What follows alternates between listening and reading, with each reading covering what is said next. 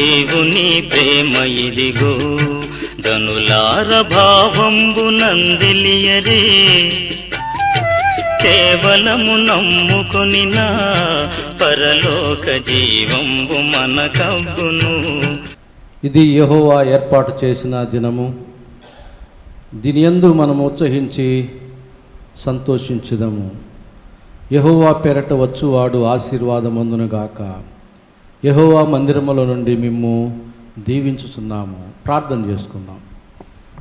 ప్రేమ స్వరూపిన మా గొప్ప తండ్రి, పరిశుద్ధ ప్రభువా, మీ ప్రేమను బట్టి, మీ కృపను బట్టి మీ పాద సన్నిధిని సమీపిస్తూ ఉన్నాము. చేరి వచ్చిన ప్రతి ఒక్కరి పక్షంగా మీకు వందనాలు చెల్లించుకుంటూ ఇంకనూ మీ ఏర్పాట్లో రావాల్సిన వారి కొరకే ప్రార్థన చేస్తూ ఉన్నాం. ప్రభువా, ఆటంకాలను తొలగించండి, సకాలానికి నడిపించండి. నీ మందిరములో ఉన్నటువంటి మాలో ప్రతి ఒక్కరిని కూడా మీ స్వాధీనంలో ఉంచుకొని మేమందరము ఆత్మతో సత్యముతో నిన్ను ఆరాధించినట్లు సహాయం చేయండి. ఈ ఆరాధనలో పాటలు పాడేటప్పుడు మా స్వరాలు ముట్టండి, వాయిద్యాలు వాయించు వారిని దీవించండి. మీ వాక్యాన్ని తండ్రి పఠించు వారిని, ధ్యానించు వారిని, ప్రభువా ఆయా రీతిగా పరిచర్యలో పాల్గొని వారందరినీ కూడా మీకు బలమైన సాధనాలుగా వాడుకొని ప్రతి ఒక్క విషయంలోనూ మీరు మాత్రమే మహిమ, ఘనత, ప్రభావాలు పొందుకుంటూ మాలో ప్రతి ఒక్కరిని మీ వాక్యములోను మీ పరిశుద్ధ మార్గములోను నడిపించి స్థిరపరిచి దీవించమని యేసు నామమున వేడుకుంటున్నాము తండ్రి, ఆమేన్. ఉత్తర భాగంగా కీర్తన గ్రంథంలో నుంచి కోరహ్ కుమార్ రాసినటువంటి 84వ కీర్తనను సౌరాజని గారు ఉత్తర భాగంగా చదువుతారు. నేటి ఆదివారం ఉదయకాలం ఆరాధనలో ఉత్తర ప్రత్యుత్తర రీతిగా ఏర్పాటు చేయబడిన పరిశుద్ధ లేఖన భాగములు కోరాహు కుమార్ రాసిన 84వ కీర్తన చదువుకుందాం.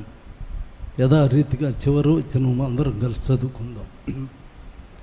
సైన్యములకు అధిపతియగు యెహోవా, నీ నివాసములు ఎంత రమ్యములు. యెహోవా మందిరావరణములను చూడవలనని నా ప్రాణం ఎంతో ఆశపడుచున్నది. అది సొమ్మసిల్లుచున్నది. జీవము గల దేవుని దర్శించుటకు నా హృదయమును నా శరీరమును ఆనందముతో కేకలు వేయుచున్నవి. సైన్యములకు అధిపతియగు యెహోవా, నా రాజా, నా దేవ, నీ బలిపీఠమును వద్దనే పిచ్చుకలకు నివాసము దొరికెను. పిల్లలు పెట్టుటకు వానుకోవిలకు గూటి స్థలము దొరికెను. నీ మందిరమునందు నివసించువారు ధన్యులు, వారు నిత్యము నిన్ను స్తుతించుదురు. నీ వలన బలమునందు మనుషులు ధన్యులు, యాత్ర చేయు మార్గములో వారికి అతి ప్రియములు. వారు బాకాల్ లోయలో బడి వెళ్ళుచు దాన్ని జలమయముగా చేయుదురు. తొలకరి వాన దానిని దీవులతో కప్పును. వారు నానాటికి బలాభివృద్ధి నందుచు ప్రయాణము చేయుదురు. వారిలో ప్రతి వాడును సియోనులో దేవుని సన్నిధిని కనబడును. యెహోవా సైన్యములకు అధిపతి వగు దేవా, నా ప్రార్థన ఆలకింపుము. యాకోబు దేవా, చెవియొగ్గుము. దేవా, మా కేడుమ దృష్టించుము. నీవు అభిషేకించిన వాని ముఖమును లక్షింపుము. నీ ఆవరణములో ఒక దినము గడుపుట 1000 దినముల కంటే శ్రేష్టము. భక్తిహీనుల గుడారములలో నివసించుట కంటే నా దేవుని మందిర ద్వారం వద్ద ఉండుట నాకిష్టము. దేవుడైన యెహోవా సూర్యుడును కేడుమున ఉన్నాడు. యెహోవా కృపయు ఘనతయు అనుగ్రహించును. యథార్థంగా ప్రవర్తించే వారికి ఆయన ఏ మేలును చేయక మానడు. సైన్యములకు అధిపతి వగు యెహోవా, నీ యందు నమ్మిక ఉంచువారు ధన్యులు. దేవుడు తన పరిశుద్ధ వాక్యమును మన ఆత్మీయ మేలు నిమిత్తమై ఆశీర్వదించునుగాక. పాటలు విందాము. మొదటిగా శాంతిలత వచ్చి ఒక పాట పాడుతుంది.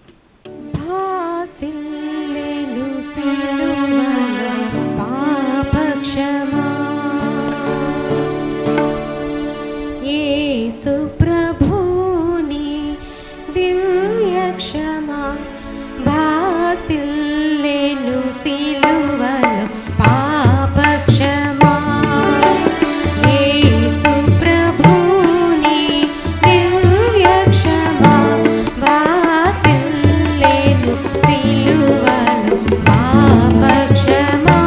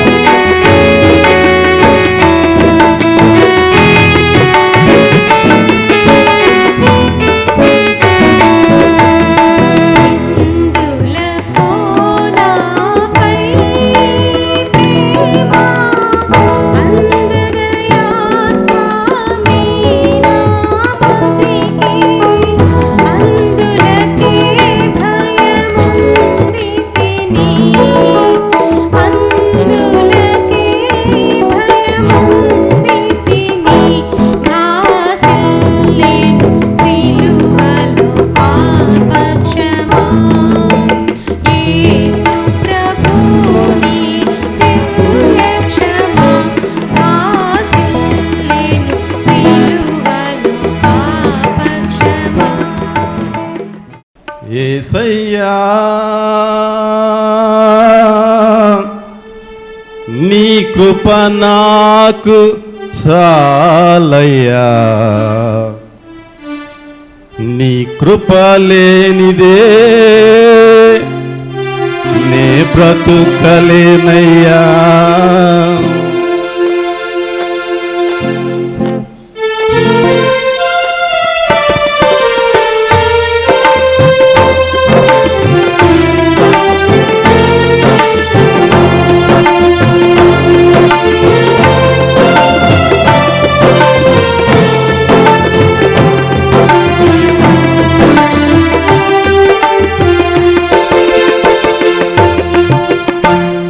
నీ కృప లేని క్షణము నీ దయలేని క్షణము నేను ఊహించలేను యేసయ్యా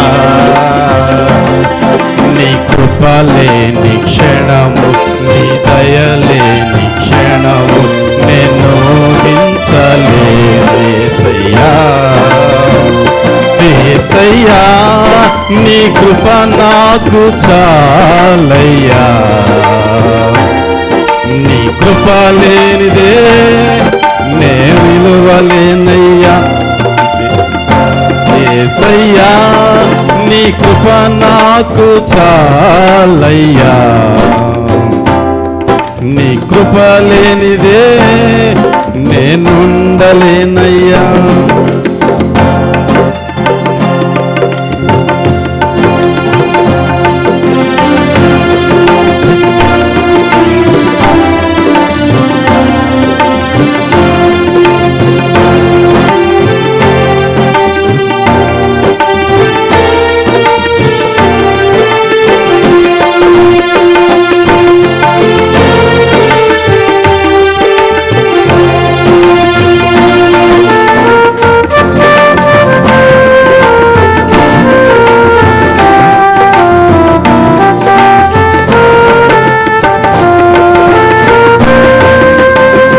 మహిమను విడిచి మహిలోకి దిగి వచ్చి మార్గముగా మారి మనిషిగా మార్చావు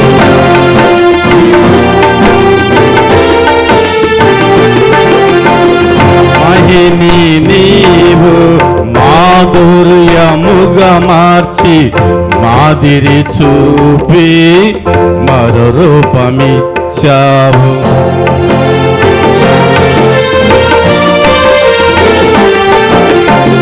మహిమను విడిచి మహిలోకి దిగి వచ్చి మార్గముగా మారి మనిషిగా మార్చావు మహిని నీవు మాధుర్యముగా మార్చి మాదిరి చూపి మరో రూపమిచ్చావు మహిమలు నేను మహిమను పొందా మహిమగా మార్చింది నీ కృప మహిమలు నేను మహిమను పొందా మహిమగా మార్చింది నీ కృప యేసయ్యా నీ కృప నాకు చాలయ్యా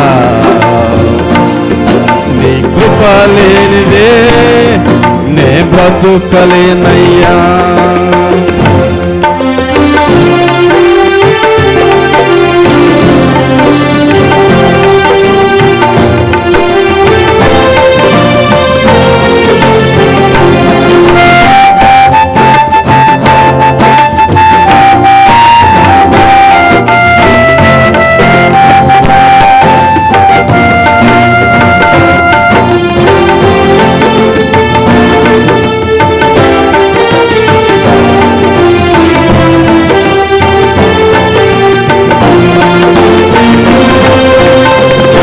ఆజ్ఞల మార్గమున ఆశ్రయమునిచ్చి ఆపత్కాలమున ఆదుకొన్నావు ఆత్మీయులతో ఆనందింపజేసి ఆనంద తైలముతో అభిషేకించావు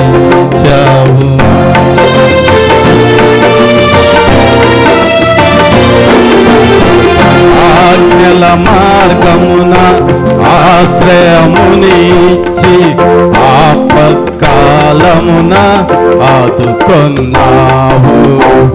ఆత్మీయులతో ఆనందింపజేసి ఆనంద తైలముతో అభిషేకించావు.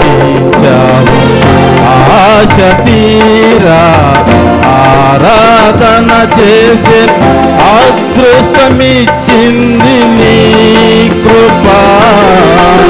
ఆశ తీరా ఆరాధన చేసే అదృష్టమిచ్చింది నీ కృప. యేసయ్యా నీ కృప నాకు చాలయ్యా.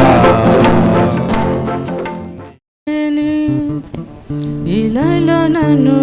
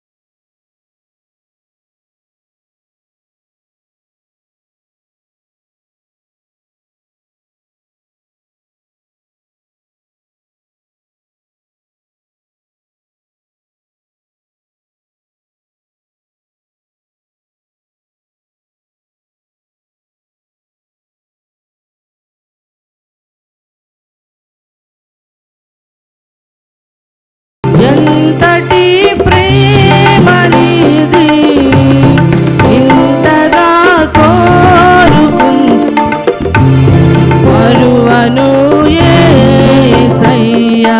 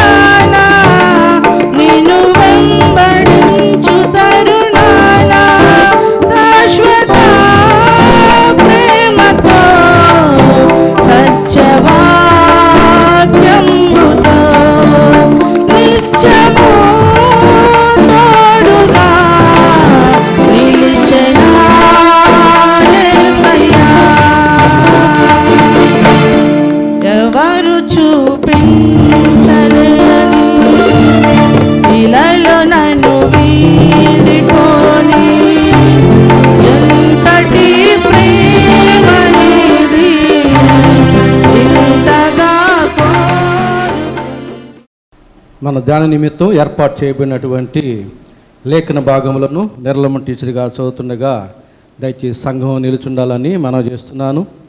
మత్తయి సువార్త 15వ అధ్యాయం 1వ వచనం నుంచి 11వ వచనం వరకున్న వాక్య భాగాన్ని చదువుకుందాం. పరిశుద్ధ ఆదివారం మన ధ్యాన నిమిత్తమై ఏర్పాటు చేయబడిన లేఖన భాగము మత్తయి సువార్త 15వ అధ్యాయము 1వ వచనం నుంచి 11వ వచనం వరకు చదువుకుంటాం. ఆ సమయమున యెరూషలేము నుండి శాస్త్రులను పరిసయ్యులను యేసునొద్దకు వచ్చి, నీ శిష్యులు చేతులు కడుగుకొనకుండా భోజనము చేయుచున్నారే, వారిందు నిమిత్తము పెద్దల పారంపర్యాచారమును అతిక్రమించుచున్నారని అడిగిరి. అందుకాయన, మీరును మీ పారంపర్యాచారము నిమిత్తమై దేవుని ఆజ్ఞను ఎందుకు అతిక్రమించుచున్నారు? తల్లిదండ్రులను ఘనపరచమనియు తండ్రినైను తల్లినైను దూషించువాడు తప్పక మరణము పొందవలననియు దేవుడు సెలవిచ్చును. మీరైతే ఒకడు తన తండ్రినైను తల్లినైను చూచి, నా వలన నీకేది ప్రయోజనమగును, అది దేవార్పితమని చెప్పిన ఎడల అతడు తన తండ్రినైను తల్లినైనను ఘనపరచనక్కరలేదని చెప్పుచున్నారు. మీరు మీ పారంపర్యం నిమిత్తము దేవుని వాక్యమును నిరర్ధకము చేయుచున్నారు. వేషధారులారా, ఈ ప్రజలు తమ పెదవులతో నన్ను ఘనపరచుదురు, కానీ వారి హృదయం నాకు దూరముగా ఉన్నది. మనుషులు కల్పించిన పద్ధతులు దైవోపదేశములను బోధించుతూ వారు నన్ను వ్యర్థముగా ఆరాధించుచున్నారు అని యెషయా మిమ్మను గురించి ప్రవచించిన మాట సరియే అని వారితో చెప్పి జనసమూహంను పిలిచి, మీరు విని గ్రహించుడి. నోట పడినది మనుషుని అపవిత్రపరచుదు గాని నోట నుండి వచ్చినది మనుషుని అపవిత్రపరచునని వారితో చెప్పెను. దేవుడి వాక్య భాగం మన వెనుకడలో ఆశీర్వదించునుగాక. ఆమేన్.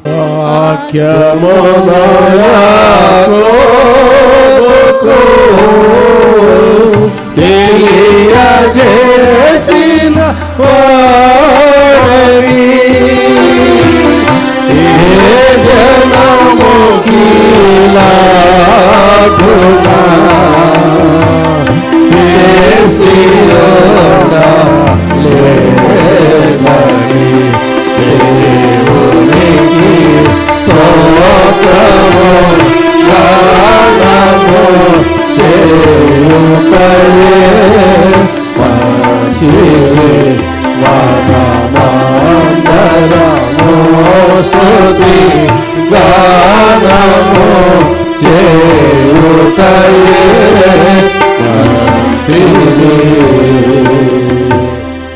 ప్రభునందు ప్రియులారా, మన ప్రభుని యేసుక్రీస్తు నామములో మీకందరికీ శుభములు తెలియజేస్తూ ఉన్నాను. ఈ శిలువ శ్రమల దినములోని పరిశుద్ధ ఆదివారపు ఆరాధనకి మిమ్మల్ని కూడా ప్రేమతో ఆహ్వానిస్తూ ఉన్నాను. మన ధ్యాన నిమిత్తం చదువుబడినటువంటి వాక్య భాగం మత్తయి సువార్త 15వ అధ్యాయం 1-11 వచనాలు. మత్తయి సువార్త 15వ అధ్యాయం 1-11 వచనాలు మన ధ్యాన నిమిత్తమై చదువుగా మనం విని ఉన్నాం. ఈ వాక్య భాగాన్ని అనుసరించి మనం ధ్యానం చేయబోయే అంశం ఏమిటంటే, మనుషుల పద్ధతుల, దేవుని ఆజ్ఞల, ఏది అనుసరించదగినది, ఏవి ఆశీర్వాదకరమైనవి. అంశం కొంచెం పెద్దదిగా ఉన్నా చాలా సులభమైన అంశమే. అంశం ఏమిటి? మనుషుల పద్ధతుల, దేవుని ఆజ్ఞల, ఏది అనుసరించదగినవి, ఏవి ఆశీర్వాదకరమైనవి. ఇది మనం స్పష్టంగా గ్రహించితే చాలా వరకు మనం దీవించబడతాం. ఎందుకంటే ఆయా సందర్భాల్లో కొంచెం మనకు క్లిష్టమైన సమస్యలు ఎదుర్కొంటాం. ఒకవైపున దేవుని ఆజ్ఞలు, మరొక వైపున మానవ పద్ధతులు.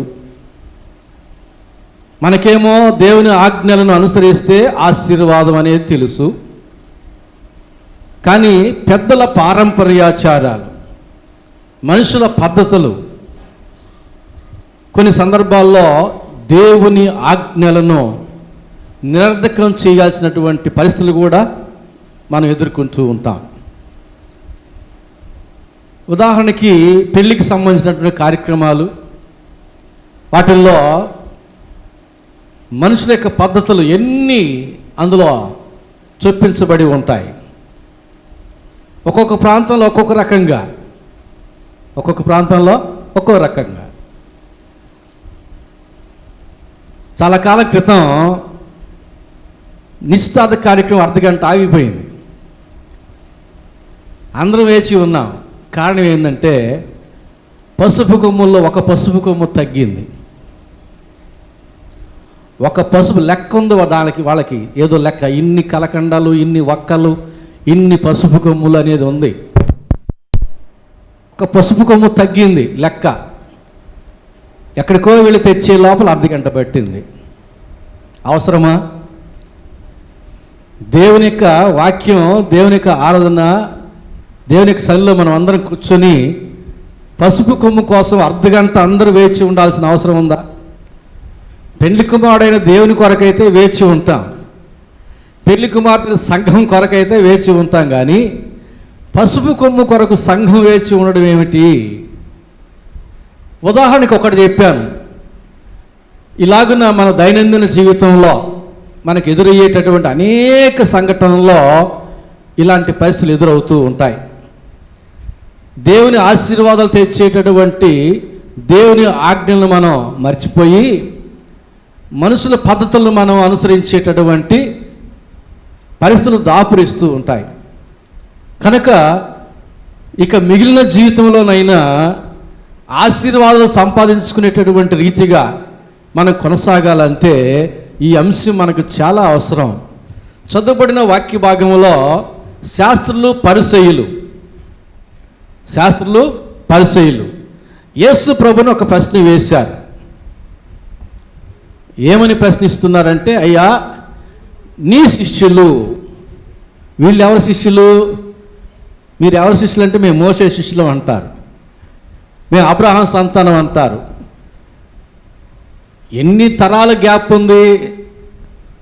వాళ్ళ నాన్న పేరు వాళ్ళ తాత పేరు చెప్పుకోరు. ఎందుకంటే వాళ్ళందరూ వేషధారుల లిస్టులోకి వస్తారు. చెట్టు పేరు చెప్పి కాయలు అమ్ముకునే రకంగానూ వాళ్ళు ఇంకా మోసే శిష్యులు అని చెప్పుకుంటారు. కనుక నీ శిష్యులు ఏమంటున్నారు? పెద్ద పెద్ద ప్రశ్న వేస్తున్నారు యేసు ప్రభువు.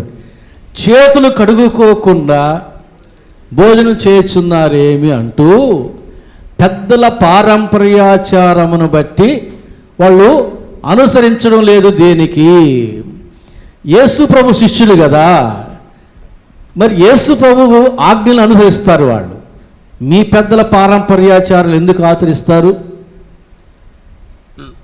వీరిని దేవుడు ఏమన్నాడంటే వేషధారులారా అన్నాడు చదివిన వాక్య భాగాల్లో. ఇంకా మానవ పద్ధతులను దైవోపదేశములని బోధించువారులారా అని యెషయా చెప్పింది మిమ్మల్ని గురించే కదా అన్నాడు. అది సరియే కదా అన్నాడు.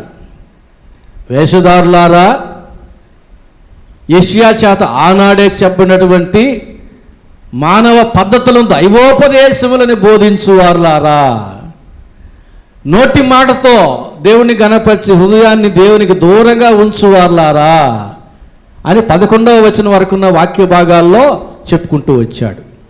ఇంకా కొన్ని చెప్పాడు. ఏం చెప్పాడంటే, మరి మీ పెద్దల పారంపర్యాచారాన్ని అనుసరించడానికి దేవుని ఆజ్ఞలు ఎందుకు నిరర్ధకం చేయుచున్నారు అని ఎదురు ప్రశ్న వేశాడు. ఈ సంభాషణలో అవన్నీ ఉన్నాయి. కాబట్టి ఈ యొక్క చదివిన వాక్య భాగంలో 3 అంశాలు మనం చెప్పుకున్న ప్రధానమైన అంశానికి అనుగుణంగా ధ్యానించబోతున్నాం. మొదటిది పెద్దల పారంపర్యాచారమా లేక దేవుని ఆజ్ఞల? అంటే మానవుల పద్ధతుల దేవుని ఆజ్ఞల? ఏదో ఒకటి తెలుసుకోవాలి. రెండవది, అక్కడ రాయబడిన మాటల్లో చదువుకున్న వాక్యాల్లో దేవుని యొక్క వాక్యమేమో తల్లిదండ్రులను ఘనపరచమని, తల్లిదండ్రులను సన్మానించమని చెబుతూ ఉంటే మీరేమంటున్నారు? తల్లిదండ్రులను చూచి నా వలన నీకు ఏది ప్రయోజనమో అది దేవార్పితము కర్బాను అని చెప్పిన ఎడల ఇక తల్లిదండ్రులను అట్టివారు ఘనపరచక్కర్లేదు అని చెబుతున్నారు. అంటే మీరు దేవుని వాక్యాన్ని అనుసరించకుండా మీరు దేవుని ఆజ్ఞలు నిరర్ధకం చేస్తున్నారు. కాబట్టి మొదటి అంశం ఏమిటి? మానవ పద్ధతులా దేవుని ఆజ్ఞల ఏదో ఒకటి తెలుసుకోవాలి. రెండవది పిల్లలు తల్లిదండ్రులు వారి యొక్క సత్సంబంధాలను మనం నేర్చుకోవాలి. మూడవది యేసు ప్రభు చెప్పిన మాటల్లో నోట పడునది ఏది కూడా అపవిత్రము కాదు, కానీ నోట్లోంచి వచ్చేదే మనిషిని అపవిత్రపరుస్తుంది అన్నాడు. నోట్లోంచి లోపలికి వెళ్ళేది ఏది అపవిత్రం కాదు, నోట్లోంచి బయటకు వచ్చేదే. ఎందుకంటే ఆ నోట్లోంచి బయటకు వచ్చేవన్నీ ఎక్కడి నుంచి వస్తాయి? హృదయంలో నుంచి వస్తాయి. కాబట్టి మూడవ అంశం ఏమిటంటే నోరు, హృదయం. రెండవది పిల్లలు తల్లిదండ్రులు.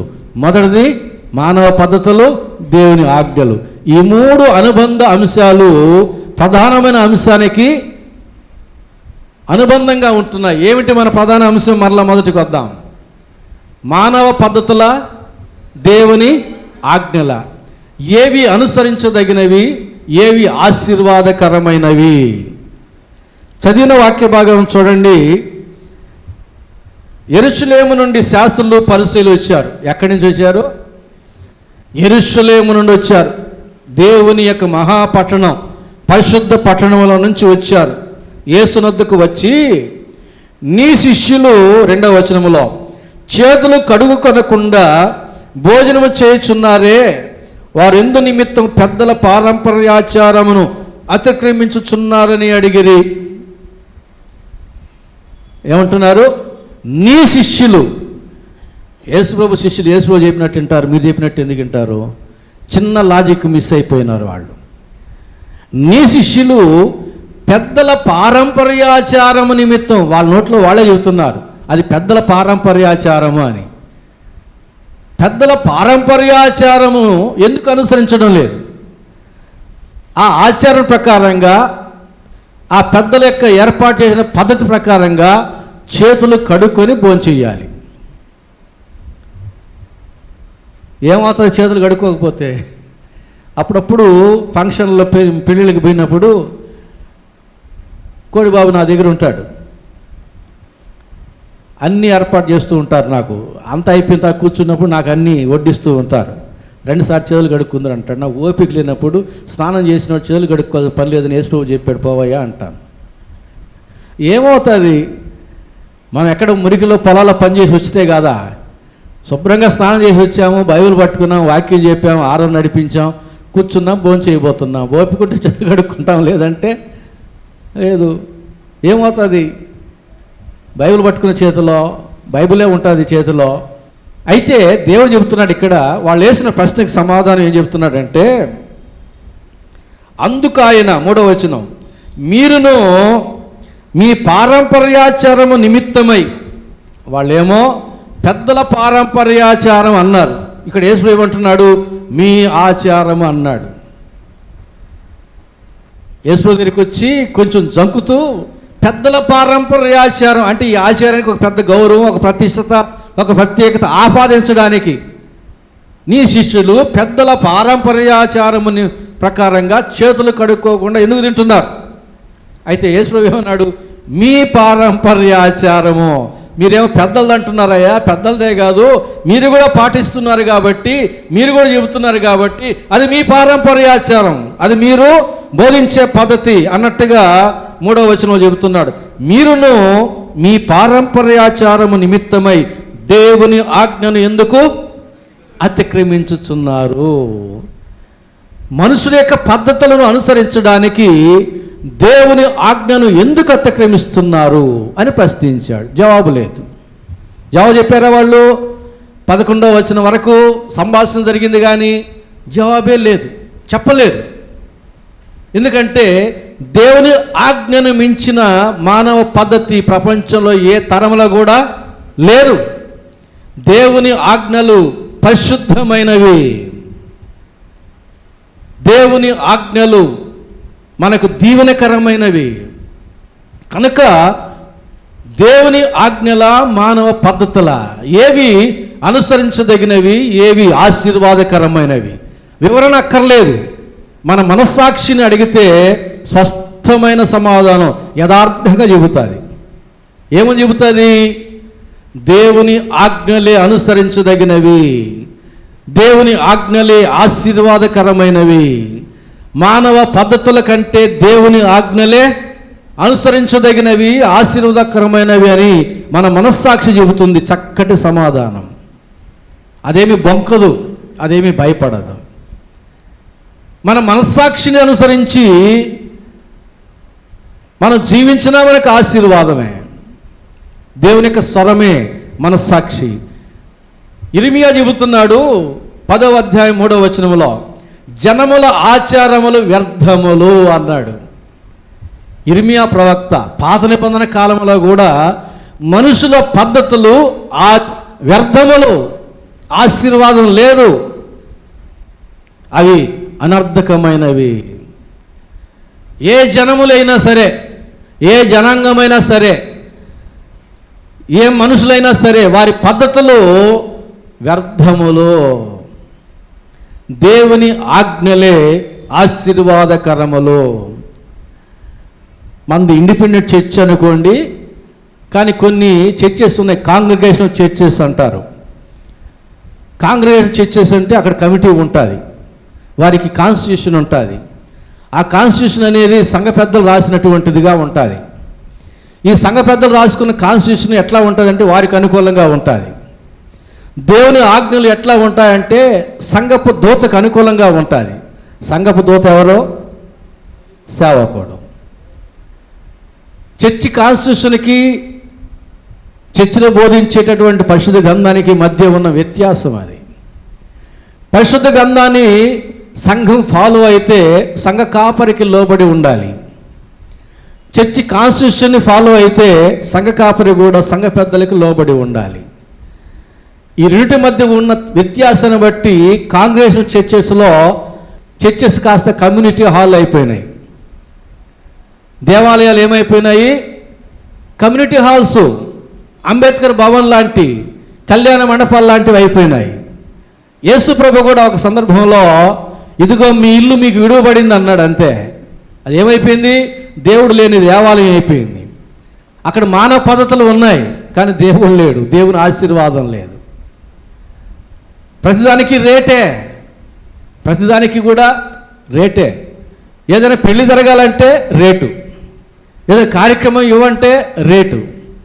నా తండ్రి ఇంటిని వ్యాపారపుటిల్లుగా చేస్తారని దేవుడు అంటూ ఉంటే మందిరాలన్నీ కూడా ఇప్పుడు ఏమైపోయినాయి? వ్యాపార నిలయాలు అయిపోయినాయి. కానుకల పండగ 5 రూపాయలు ఇడ్లీ 50 రూపాయలు, ఆదాయం దేవుడికే కదా అని ఒక సన్నాయి నొక్కు. 5 రూపాయలు ఇడ్లీ 50 రూపాయలు కామడం ఏంటి? అక్రమమైన వ్యాపారం చేయడం ఏంటి? ఆ అక్రమమైనటువంటి ఆదాయాన్ని దేవుని కొర్బాను దేవార్పితం అని చెప్పడం ఏమిటి? ఆశీర్వాదమా లేక అది మానవ పద్ధతులను అనుసరిస్తున్నారా? దేవునికి ఆజ్ఞలు అనుసరిస్తున్నారా? ఆశీర్వాదం సంపాదించుకుంటున్నారా? నా మందిరం మీ దృష్టికి దొంగల గుహ అయినదా? మీరే చెప్పుడు, నేనే అడుగుతున్నాను అన్నాడు ఇర్మియా గ్రంథం 7వ అధ్యాయంలో. ఏం చెప్తారు సమాధానం? కాబట్టి ఇర్మియా చెబుతున్నాడు జనముల ఆచారములు వ్యర్థములు. పౌలు కూడా అంటున్నాడు కొలస్సీయులకు రాసిన పత్రిక 2వ అధ్యాయం 8వ వచనములో, ఆయనను అనుసరింపక, ఎవరిని అనుసరింపక? దేవుణ్ణి అనుసరింపక మనుషుల పారంపర్యాచారమును అనుసరించి మోసకరమైన నిరర్ధక తత్వజ్ఞానము చేత మిమ్మల్ని చెరపట్టుకుని పోవాడు ఎవడైనా ఉండునేమో, జాగ్రత్తగా ఉండుడి. మనం జాగ్రత్తగా ఉండాలి. ఎవరి విషయంలో? దేవుణ్ణి అనుసరించనీయకుండా మనుషుల యొక్క పద్ధతులను అనుసరించినట్లు చేసేటటువంటి నిరర్ధకమైన మనుషుల విషయమై జాగ్రత్తగా ఉండాలి. చెబుతారు వాళ్ళు, నా నలుగుకి అట చేశారు, మా యొక్క నిస్తార్థానికి ఎట చేశారు, మా పెళ్ళికి ఎట చేశారు, మా పెద్దలు ఎట చేశారు, మనం ఇప్పుడు చేద్దాం. బైబిల్లో ఉండే మాట ఒక్కటి చెప్పరు. అంటే సందర్భాలు కొన్ని ఉదాహరణలు చెబుతున్నా. అలాంటి వారి విషయమై మీరు జాగ్రత్త. వారికి మనం ఏం చెప్పాలి? దేవుని మాటలు చెప్పాలి, దేవుని పద్ధతులు నేర్పించాలి. వారిని మనం అందరం కూడా దీవెనకరమైన మార్గంలో పోవాలి. అది పౌలు భక్తుడి ద్వారా దేవుడు చెప్పుచున్న మాట. గలతీ 1:13-14 వచనాలు. పూర్వమందు యూదా మతస్థుడనై పౌలు చెబుతున్నాడు తనని గురించి, నేను దేవుని సంఘమును అపరిమితముగా హింసించి నాశనము చేసి తిని నా పితరుల పారంపర్యాచారమందు విశేష ఆసక్తి గలవాడనే చేసి తిని. దేవుని సంఘాన్ని నాశనం చేశాడు. దేనిని బట్టి? ఎవరి పారంపర్యం అన్నాడు? పితరుల పారంపర్యం అంటే ఈ రోజుల్లో మనం వాడుక భాషలో చెప్పాలంటే సనాతన ధర్మము. వాడుక భాషలో చెప్పాలంటే సనాతన ధర్మమును అనుసరించి దేవుని సంఘమును నాశనము చేసి తిని అంటున్నాడు పౌలు భక్తుడు. ఈ రోజుల్లో ఎంతమంది ఉన్నారు అలాంటి వాళ్ళు? జాగ్రత్త, అలాంటి వారి విషయమై మీరు జాగ్రత్త అని దేవుడు హెచ్చరిస్తూ ఉన్నాడు. మానవ పద్ధతులు, వాటి పేరు ధర్మమైన, సనాతన ధర్మమైన, చట్టమైన, మరొకటైనా ఏదైనా దేవుని ఆజ్ఞలకు ముందు అవి దిగదుడితే, దేవుని ఆజ్ఞలు మించినవి కాదు, కనీసం సమానమైనవి కూడా కాదు.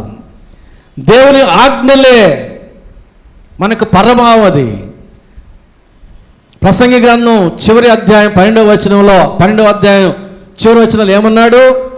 మానవ కోటికి ఇదియే విధి. ఏమిటది? దేవుని యందు భయభక్తులు కలిగి జీవించడం. మరొక విధి లేదు. ఏ తరములోనైనా, ఎలాంటి పరిస్థితుల్లో ఉన్నవారైనా దేవుని యందు భయభక్తులు కలిగి దేవుని ఆజ్ఞలను అనుసరించడమే విధి, అంతే. వేరొక మార్గం లేదు. అందుకు చెప్పాడు ఇర్మియా, జనముల ఆచారములు వ్యర్థములు అని. అందుకు చెప్పాడు పౌలు, నేను నా సనాతన ధర్మాన్ని అనుసరించి దేవుని సంఘాన్ని నాశనం చేశాను, దేవుని కృపచే నేను కనికరించబడ్డాను అని. పేతురు రాసిన మొదటి పత్రిక మొదటి అధ్యాయం 18-19 వచనాలు. పితృ పారంపర్యమైన మీ వ్యర్థ ప్రవర్తనను విడిచిపెట్టున్నట్లుగా వెండి బంగారముల వంటి క్షయ వస్తువుల చేత మీరు విమోచించబడలేదు కానీ క్రీస్తు రక్తము చేత విమోచింపబడితిరి. మీ యొక్క పితృధర్మము చేత, సనాతన ధర్మము చేత, వెండి బంగారు వస్తువుల చేత మీరు విమోచించబడలేదు కానీ క్రీస్తు రక్తము చేత విమోచించబడ్డారు. మనం పాపం అనే దాస్యములో నుంచి విముక్తి పొందాం. మన యొక్క సనాతన ధర్మం కాదు మనం విమోచించింది, క్రీస్తు రక్తము మనల్ని విమోచించెను. మానవ పద్ధతుల వలన మనకు పాప క్షమాపణ రాలే, పాప విముక్తి రాలే. కేవలం క్రీస్తు రక్తము వలన మనం విమోచించబడ్డాం. దేవుని ప్రజలముగా మనము దీవించబడుతూ ఉన్నాం. కాబట్టి మానవ పద్ధతుల, దేవుని ఆజ్ఞల ఏది ఆశీర్వాదకరం? దేవుని ఆజ్ఞలకు ముందు ఏ మనిషి కూడా, ఏ పద్ధతిని కూడా సమానమైనదిగా తయారు చేయలేడు. మన విధి ఏమిటంటే దేవుని ఆజ్ఞలను అన్ని వేళల, అన్ని సందర్భాలలో అనుసరించినప్పుడు మాత్రమే ఆశీర్వాదం. ఒక సందర్భం వచ్చింది ఒక వ్యక్తికి. నెల రోజులు ఎవరు ఏ మనిషి దగ్గర విజ్ఞాపన చేయకూడదు, మనమే చేయకూడదు. అట్లా చేస్తే సింహాల గుహలో పడవేయబడతారని ఒక రాజాజ్ఞ వచ్చింది. ఇప్పుడు క్లిష్టమైన పరిస్థితి ఆ వ్యక్తికి. ఒకవైపున సింహాల గుహ, మరొక వైపున సింహాసనం, ఒకవైపున రాజు, మరొక వైపున దేవుడు. ఏం తీర్మానం చేస్తాడు? ఒక నెల రోజులు కాదు, ఒక వారం కాదు, ఒక్కరోజు కూడా నేను దేవునికి మనవి చేయకుండా ఉండలేనని చెప్పాడు. యథాప్రకారము అనుదినము రోజుకి 3 మారు ఆయన ప్రార్థన చేస్తూ కొనసాగినాడు. సింహాల గుహలో పడవేయబడిన మరలా కాపాడబడి అత్యున్నతమైన సింహాసనానికి హెచ్చించబడ్డాడు. ఎవరైనా? దానియేలు. ఇవన్నీ మనకు తెలుసు, కానీ మానవ పద్ధతుల, దేవుని ఆజ్ఞల అంటే సగం మందే చెప్పారు. చాలా విషయాలు ఉన్నాయిగా, 2వ మాటకి దాటిపోతున్నాను. తర్వాత మత్తయి సువార్త 15వ అధ్యాయం చూడండి. 15వ అధ్యాయం 3వ వచనం నుంచి 5వ వచనం వరకు ఉన్న వాక్య భాగం. అందుకు ఆయన, మీరును మీ పారంపర్యాచారము నిమిత్తమై దేవుని ఆజ్ఞను ఎందుకు అతిక్రమించుతున్నారు? ఏ రీతిగా అతిక్రమిస్తున్నారో చూడండి 4-5 వచనాల్లో. తల్లిదండ్రులను గణపరచుడనియు తండ్రినైనను తల్లినైనను దూషించువాడు తప్పక మరణం పొందవలననియు దేవుడు సెలవిచ్చాను. మీరైతే ఒకడు తన తండ్రినైనను తల్లినైనను చూచి, నా వలన నీకేది ప్రయోజనకరమో అగునో అది దేవార్పితమని చెప్పిన ఎడల అతడు తన తండ్రినైనను తల్లినైనను గణపరచనక్కర్లేదని చెప్పుచున్నారు. మీరు మీ పారంపర్యాచారము నిమిత్తమై దేవుని వాక్యమును నిరర్ధకము చేయొచ్చు ఉన్నారు. పిల్లలు తల్లిదండ్రులు అనే టాపిక్ ఇది. వీళ్ళు ఏం చెప్తున్నారు? పరిసయ్యులు శాస్త్రులు యెరూషలేము నుంచి వచ్చిన వాళ్ళు. యేసుప్రభు వాళ్ళతో ఏమంటున్నాడు? మీరు పెద్దల పారంపర్యాచారము అనుసరించడానికి దేవుని వాక్యమును, దేవుని ఆజ్ఞను నిరర్ధకము చేయుచున్నారు ఎందుకు అన్నాడు. ఏ రీతిగానే దానికి ఉదాహరణ చెప్పాడు. దేవుని యొక్క వాక్యమేమో నిర్గమకాండం 20వ అధ్యాయం 12వ వచనంలో 10 ఆజ్ఞలో ఒక ఆజ్ఞ, నీ తల్లిదండ్రులను సన్మానించుము దీర్ఘాయుష్ ఇస్తానన్నాడు. 21వ అధ్యాయం 17వ వచనంలో తల్లినైనను తండ్రినైనను దూషించువాడు మరణశిక్ష పొందాలి అన్నాడు. ఆ 2 వచనాలను కోట్ చేశాడు ఇక్కడ యేసు ప్రభు. నిర్గమకాండం 20వ అధ్యాయం 12వ వచనం, 21వ అధ్యాయం 17వ వచనాన్ని కోట్ చేసి చెప్తున్నాడు ఇక్కడ యేసు ప్రభు. ఏమని చెప్తున్నాడు? 4వ వచనంలో తల్లిదండ్రులను గణపరచమనియు తండ్రినైను తల్లినైను దూషించువాడు తప్పక మరణము పొందవలననియు దేవుడు సెలవిచ్చెను. అలాంటి ఆజ్ఞను, అలాంటి వాక్యాన్ని నిరర్ధకం చేస్తూ ఉన్నారు. మీరు ఎట్లా నిరర్ధకం చేస్తున్నారు? పిల్లలంట తల్లిదండ్రులను చూచి, నా వలన నీకు ఏది ప్రయోజనకరమో అది ఏదైనా సరే, నువ్వు ఏమి అడుగుతావో, నువ్వు ఏం కోరతావో అది నేను నీకు ఇవ్వను, దేవుడికి ఇస్తా, దేవార్పితం కర్బాను అని చెప్పేస్తా అని పిల్లలు అంటే, శాస్త్రులారా పరిశీలేరా మీరేమంటున్నారు? అది కరెక్ట్ అంటున్నారు. ఎందుకని? ఆ పిల్లలు తల్లిదండ్రులకు ఇవ్వకుండా దేవుడికి అర్పించేది ఎవరికి వస్తుంది? శాస్త్రులకి పరిశీలికి వస్తుంది. మీరు స్వార్థ బుద్ధితో మీరేం చేస్తున్నారు? వారి దేవుని ఆజ్ఞలను అతిక్రమింపజేస్తున్నారు. ఆశీర్వాదకరమైన మార్గాన్ని వారు వీడేటట్టు చేస్తున్నారు. మీరు కూడా అదే చేస్తున్నారు. చూడండి, స్వార్థ బుద్ధితో దేవుని ఆజ్ఞలను అతిక్రమించే వారిగా చేయడం, దేవుని దీవెనకరమైన మార్గంలోంచి తొలగించడం. ఇటువంటి మాట అండి అది. తల్లిదండ్రులను చూసి, నా వలన నీకు ఏది ప్రయోజనకరమో అది దేవునికి అర్పిస్తాను, మీకు మాత్రం ఇవ్వనంటే పిల్లలైన వారు దేవుడు అంగీకరిస్తాడా? తల్లిదండ్రులు కోరుకునేది తల్లిదండ్రులకు ఇవ్వకుండా దేవుడు నాకేమంటాడా? అది భలే మంచి పని అంటాడా దేవుడు? కాబట్టి దేవుడు చెప్పిన మాట, తల్లిదండ్రులను సన్మానించు, వారిని ఘనపరచు, నేను నీకు దీర్ఘాయుష్ ఇస్తానన్నాడు. అంటే దేవుడు ఎంతగా కోరుకుంటున్నాడు?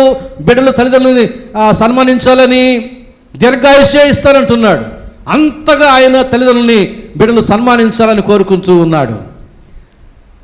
దూషించేవాడు తప్పక చనిపోవాలని కఠినమైన శిక్ష వేశాడు. అంటే బిడ్డలు తల్లిదండ్రులు ఎంతగా సన్మానించాలని కోరుకుంటున్నాడు. ఎందుకని తెలుసా? సామెతలు 10:1, జ్ఞానము గల కుమారుడు తండ్రిని సంతోషపరచును, బుద్ధి లేని కుమారుడు తన తల్లికి దుఃఖము పుట్టించును. తల్లిదండ్రులకి సంతోషం కలుగు చేయకుండా దుఃఖం కలిగించేటటువంటి బిడ్డలకి ఏమేమి లేదో, జ్ఞానము లేదో, రెండోది బుద్ధి లేదు. కోపం వచ్చినప్పుడు మనం ఒత్తి పలకుతాం కదా, అటు చెప్పాలి మనం. బిడ్డలారా, తల్లిదండ్రులను కనపరచండి, వారికి లోబడి ఉండండి, వారితో సమయం వెచ్చించి గడపండి, వారిని సంతోషపరచండి, ప్రతిగా దీర్ఘాయుషు పొందుకోండి, ప్రతిగా దేవుని చేత దీవించబడండి. దేవుని యొక్క వాక్యం చెప్పేటటువంటి సత్యం ఇది. ఎఫెసీ 6:1-2 అంటున్నాడు, పిల్లలారా ప్రభువునందు మీ తల్లిదండ్రులకు విధేయులై ఉండుడి, ఇది ధర్మమే. నీకు మేలు కలుగునట్లు నీ తండ్రిని తల్లిని సన్మానించము. పిల్లలారా, మీకు మేలు ఎప్పుడు కలుగుతుంది? తల్లిదండ్రులకు లోబడి ఉన్నప్పుడు, తల్లిదండ్రులు సంతోషపరిచినప్పుడు బిడ్డలకు మేలు కలుగుతుంది. తల్లిదండ్రులు సంతోషపరచకుండా దుఃఖపరుస్తున్నటువంటి బిడ్డలకు మేలేమీ జరగదు అని దాని అర్థం. కాబట్టి దేవుడు ఇన్ని మాటలు చెబుతూ ఉంటే బిడ్డలు వచ్చంట, తల్లిదండ్రులారా నా వలన మీకు ఏది ప్రయోజనకరమో అది నేను దేవునికి ఇస్తాను, మీకు ఇవ్వనంటే అది కరెక్ట్ అంటారంట పరిశీలి శాస్త్రులు. ఎట్లా కరెక్ట్ అవుతుంది? అది వాళ్ళు ఎంజాయ్ చేయడానికి, అది వారి పరమవుతుంది. శాస్త్రులు పరిశీలి అది వారు సొంతం చేసుకొని దాన్ని ఎంజాయ్ చేయడానికి. దేవుడు అది ఒప్పుకోడు. అందుకనే వాక్యం చెబుతూ ఉంది, యోహాను సువార్త 19:26-27 వచనాల్లో శుక్రవారం ప్రార్థనలో 7 మాటల్లో 3వ మాట ఏమిటి? 3వ మాట, అమ్మ ఇదిగో నీ కుమారుడు, శిష్యుని చూసి ఇదిగో నీ తల్లి అన్నాడు. ఆ సిలువలో రక్తం ఓడుతూ ఉన్నది, తల మీద ముళ్ళ కిరీటం, ఈపంతా దున్నబడింది, ఎముకలన్నీ స్థానము తప్పాను, నాలుక దావడను అంటుకొని పోయాను, గడ్డపు వెంట్రుకలు పెరికి హింసించిరి, ముఖం మీద ఉమ్ము వేసిరి, నా కను దృష్టి తప్పిపోవచ్చు ఉన్నది, నేను మరణమగినంతగా వేదన పడుతున్నాను, కలవరపడుతున్నాను అని చెప్పిన పరిస్థితుల్లో చేతుల్లో చీరలు, కాళ్ళలో మేకలు గుచ్చబడి సిలువలో ఎత్తబడి ఆయన వేలాడుచూ ఉండగా అవసరమా మాట చెప్పడం? అంతటి అలవి కాని ఆవేదనలో కూడా అమ్మను మర్చిపోలేదు, అమ్మను జ్ఞాపకం చేసుకున్నాడు.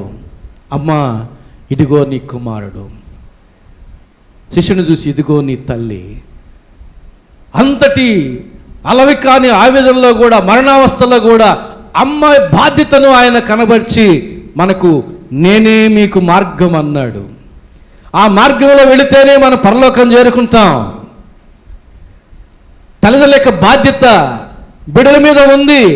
మీకు చదువు చెప్పించకపోవచ్చు, కోరిన బట్టలు కుట్టించకపోవచ్చు, అడిగిన వాహనాలు కొనించకపోవచ్చు, ఏమి చేసినా చేయకపోయినా నీ తల్లిదండ్రులను నీవు సన్మానించాలి, నీవు ప్రేమించాలి, వారికి లోబడాలి, వారిని సంతోషపరచాలి, వారిని ఏ విషయంలో కూడా దుఃఖపరచకూడదు.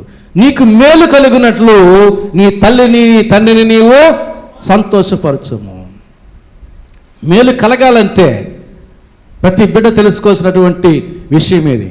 మనము కూడా మన తల్లిదండ్రులకి మనం ఆ రీతిగా చేసి ఉన్న ఎడల మనకు మేలు కలుగుతుంది.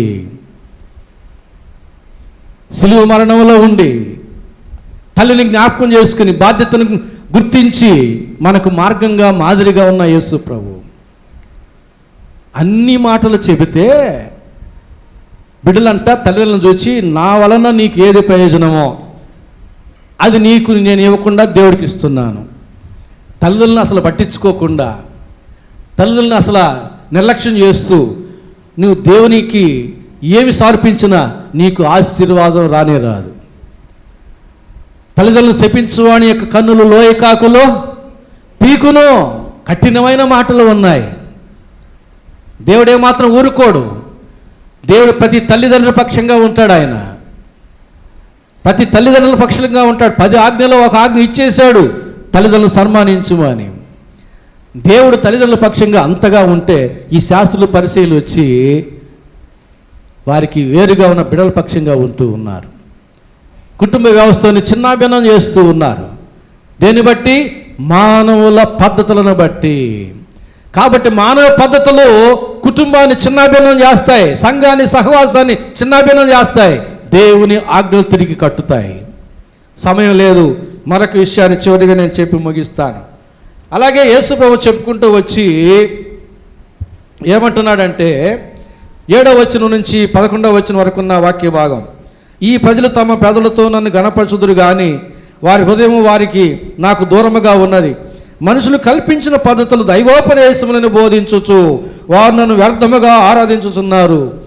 మనుషులు కల్పించినటువంటి పద్ధతులను దైవోపదేశములుగా బోధించి వ్యర్థముగా ఆరాధించుచు ఉన్నారు. ఇది జాగ్రత్తగా ఆలోచన చేయండి. తర్వాత 10వ వచనం, నోట పడినది జనసమూహములను పిలిచి మీరు విని గ్రహించుడి.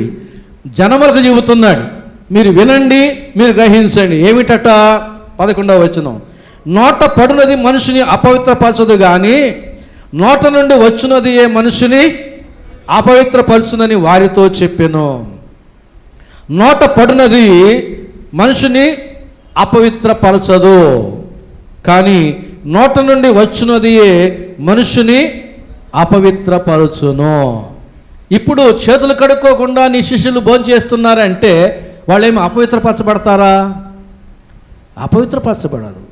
ఆకలి మీద ఒక ఆదివారం ప్రసంగం చేశాను, జ్ఞాపకం చేసుకోండి. ఆకలిని దేవుడు ఎంతగా ఖాతర చేస్తాడో. దావీదు దేవాలయంలో వెళ్ళి యాజకులు మాత్రమే తినదగిన రొట్టెలు తిన్నాడు, ఆకలి తీర్చుకున్నాడు, తప్పు కాదన్నాడు. అక్కడ దొంగ కూడా దొంగతనానికి వెళ్ళి ఆకలి కొని ఆహారం తింటే అది తప్పు కాదన్నాడు. ఆకలిని తీర్చడానికి కాకోలములకు ఆజ్ఞ ఇచ్చి ఏలియాకి రొట్టెలు పంపించాడు. ఆయన ఆకలి తీర్చువాడు, ఆకలిని పుట్టించువాడు, ఆకలిని కలుగజేయువాడు ఆయనే, ఆకలి తీర్చువాడు కూడా ఆయనే. ఒక ఆదివారం కేవలం ఆకలి మీదే ప్రసంగం చేసిన జ్ఞాపకం చేసుకోండి. కాబట్టి నోట పడినది ఏది కూడా అపవిత్రపరచబడదు. నోట నుండి వచ్చినదే ఏలే అనగా చివరి వచనం చూడండి, 19వ వచనం 20వ వచనం. దురాలోచనలు, నరహత్యలు, వ్యభిచారణలు, వేశ్యాగమనములు, దొంగతనములు, అబద్ధ సాక్ష్యములు, దేవదూషణలు హృదయములో నుండి వచ్చును. ఇవే మనుషుని అపవిత్రపరచును. కానీ చేతులు కడుగు కనుక భోజనము చేయుట మనుషుని అపవిత్రపరచదు. గనుక ఇప్పుడు ఈ మాట చదివాను. ఇప్పుడు మీరు ఏం నేర్చుకుంటారు? చాలామంది,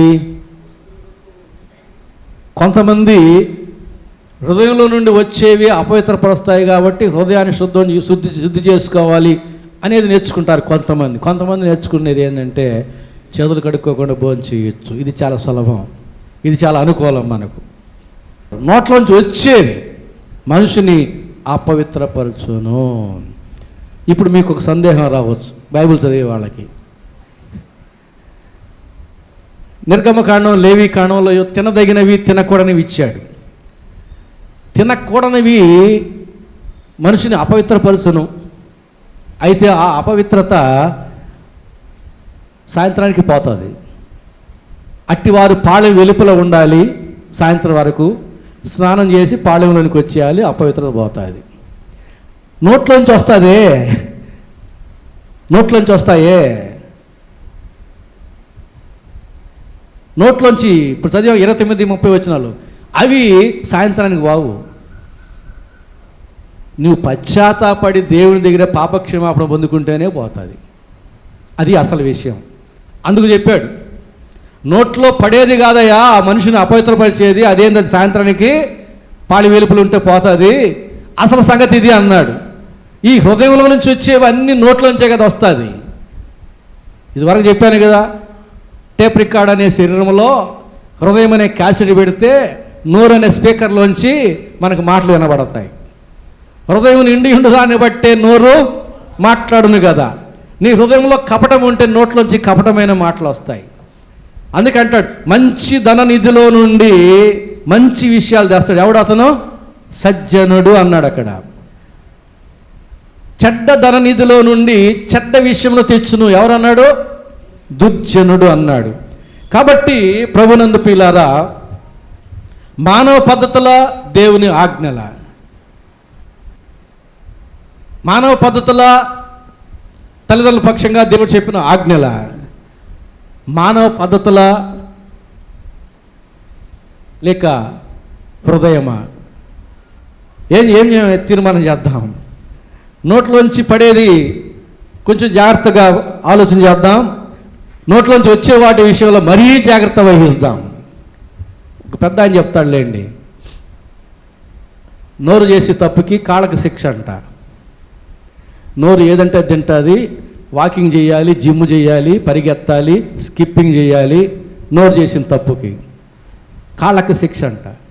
కాబట్టి నోట్లోంచి పడేది, లోపలికి పడేది అపవిత్రత కలిగించదు, కానీ నోట్లోంచి వచ్చేదే హృదయంలోంచి వస్తాయి. కాబట్టి హృదయాన్ని మనం జాగ్రత్తగా, మన హృదయంలో నుంచి ఉన్న ఆ చెడు విషయాలు అన్నీ తొలగించుకొని దేవుడు హృదయంలోకి వచ్చి నివసించులాగా మన హృదయాన్ని సిద్ధపరచుకోవాలి. హృదయమే నీ ఆలయం క్రీస్తు అనే పాట పాడతాం. కాబట్టి దేవుడు చూచేది హృదయాన్ని. ఆ హృదయంలో ఏమి ఉన్నాయి? 29-30 వచనాల్లో చెప్పినవన్నీ ఉన్నాయా? ఉంటే వాటిని తొలగించుకోవాలి. అవి ఎప్పుడైతే పోతాయో మన నోరు కూడా శుభ్రంగా ఉంటుంది. నోట్లో నాలుక మంచిదైతే ఊరంతా మంచిదేనంట. మన నాలుక మంచిదైతే ఊరంతా కూడా మంచిదే. కాబట్టి సర్ప, మృగ అన్నిటినీ కూడా సాధు చేయగలడు మనిషి. దేని సాధు చేయలేడు? యాకోబు 3వ అధ్యాయం ప్రకారంగా అది చిన్న అవయవమైనను బహుగా అదిరిపడును, దాన్ని ఏ నరుడు కూడా సాధు చేయలేడు. ఈ నాలుకని మనం జాగ్రత్తగా కాపాడుకోవాలంటే సాధన చేయాలి, అభ్యాసం చేయాలి. అది చిన్న అవయవమే, పాప ప్రపంచమునకు అది చిచ్చుబెట్టును అంటాడు. కాబట్టి మానవ పద్ధతులను విడిచిపెడదాం. దేవుని ఆజ్ఞలను అనుసరించగలిగితే తల్లిదండ్రులను సన్మానించి దీవించబడతాం. అలాగే హృదయాన్ని జాగ్రత్త చేసుకొని దీవించబడతాం. మానవ పద్ధతులు కాదు. యెరూషలేము నుండి వచ్చిన శాస్త్రులు, పరిసయ్యులు పెద్దల పారంపర్యాచారాన్ని ప్రశ్నించినప్పుడు వారి తప్పును దేవుడు బయటేశాడు. ఇది మీ పారంపర్యాచారము, మీరెందుకు దేవుని ఆజ్ఞలను నిరర్ధకం చేస్తున్నారు? మనుషుల యొక్క పద్ధతులను అనుసరించడానికి ఏది న్యాయమో మీకు తెలియడం లేదు, మీరు ఇంకేం బోధిస్తారు? ప్రజలకు ఏం నేర్పిస్తారు? ప్రజలు తప్పుదోవ పట్టిస్తున్నారు. జాగ్రత్త సుమా అని వారిని హెచ్చరిస్తున్నాడు. ప్రభునందు ప్రియులారా, ఈ చివరి దినాల్లో, ఈ శిలువ శ్రమ దినాల్లో మనం స్థిరమైన తీర్మానం చేసుకుందాం. ఇక నుంచైనా దేవుని ఆజ్ఞలు తూచా తప్పకుండా పాటించడానికి, మానవ పద్ధతులను మనం పక్కన పెట్టి మనకు దీవెన తెచ్చేటటువంటి దేవుని ఆజ్ఞలు తూచా తప్పకుండా పాటించి తల్లిదండ్రులను మనం ప్రేమించుదాం, వారిని సంతోషపెట్టుదాం, మన హృదయాన్ని శుభ్రపరచుకుందాం. ప్రార్థన చేసుకుందాం. ప్రేమ స్వరూపిన మా గొప్ప తండ్రి, పరిశుద్ధ ప్రభువా, మీ ప్రేమను బట్టి, మీ కృపను బట్టి మీకే స్తుతి స్తోత్రం చెల్లించుకుంటున్నాం. ప్రభువా, ఎంత గొప్ప దేవుడు, ఎంత మంచి దేవుడు నా తండ్రి. బలహీనతలో ఉన్న నన్ను బలపరిచి, స్థిరపరిచి నిలబెట్టారు. మీరు మాట్లాడారు, నేను కాదు ప్రభువా. ఇక నుంచైనా మేమందరం మానవ పద్ధతులను పక్కన పెట్టి నీ ఆజ్ఞలను తూచా తప్పకుండా పాటించి తల్లిదండ్రులను ఘనపరిచి సంతోషపరిచి హృదయాన్ని కాపాడుకొని శుద్ధి చేసుకొని ఆ హృదయంలో నిన్ను స్థిరపరచుకొని శాశ్వత అంతటిలో నీ యందు ఆనందించి ఆశీర్వదించబడ్డానికి సహాయం చేయమని యేసు నామమున వేడుకుంటున్నాము తండ్రి. ఆమేన్.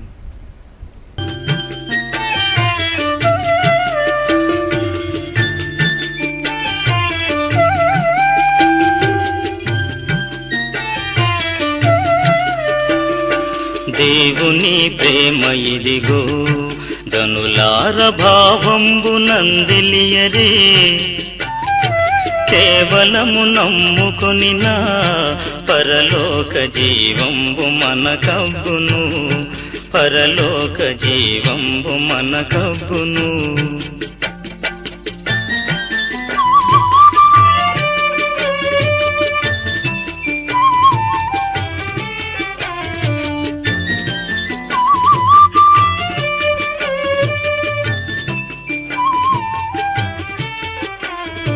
సర్వలోకము మనలను తన వాక్య సత్య